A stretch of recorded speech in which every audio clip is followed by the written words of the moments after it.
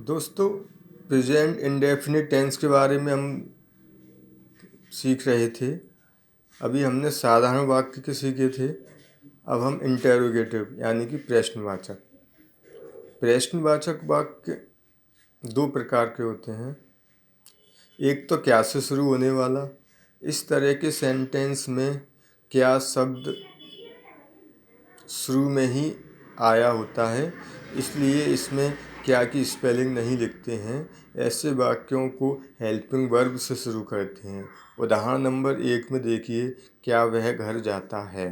तो क्या शब्द पहले आया है, इसलिए क्या शब्द की स्पेलिंग नहीं लिखेंगे।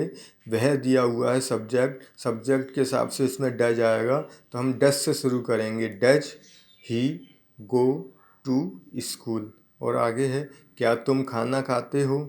इसमें भी क्या पहले आया है या तुम आया है, जो कि बहुवचन है, इसलिए हम डू से शुरू करेंगे। Do you eat the food. ये तो हो गए क्या से शुरू होने वाले टेंस। उसके बाद दूसरे तरीके से आते हैं।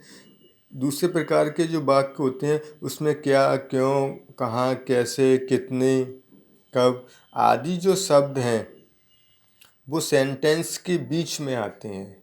और इस प्रकार के वाक्यों को अंग्रेजी में अनुवाद करने के लिए हम क्या, कब, कहाँ, कैसे जो भी आता है उसकी अंग्रेजी सबसे पहले लिखते हैं, और उसके बाद हेल्पिंग वर्ब लिखते हैं, उसके बाद सब्जेक्ट लिखते हैं, उसके बाद वर्ब ऑब्जेक्ट जो भी आता है। जैसे उदाहरण दिया हुआ है, क्या तुम कब पढ़ते हो।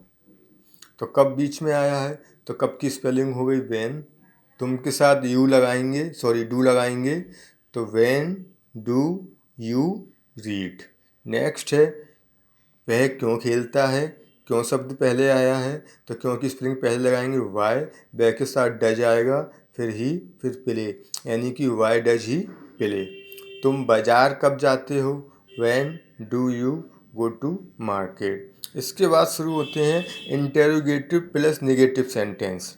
जैसे, क्या वह मैच नहीं खेलता है। तो इसमें क्या शब्द भी आया है और नहीं शब्द भी आया है। तो सबसे पहले क्या शब्द क्योंकि स्टार्टिंग में ही आया है, इसलिए इसमें भी क्या की अंग्रेजी नहीं लिखेंगे, सिर्फ हेल्पिंग वर्ब से शुरू करेंगे। तो इसमें सब्जेक्ट वह है, तो ये डज से शुरू होगा। Does he not play the match. यहाँ याद रखने वाली चीज़ ये है कि जो नॉट होता है वो सब्जेक्ट के बाद में आता है। दूसरा देखिए, तुम गाना क्यों नहीं गाते हो। इसमें क्यों शब्द बीच में आया है और नहीं भी है। तो सबसे पहले हम क्यों की स्पेलिंग लिखेंगे वाई।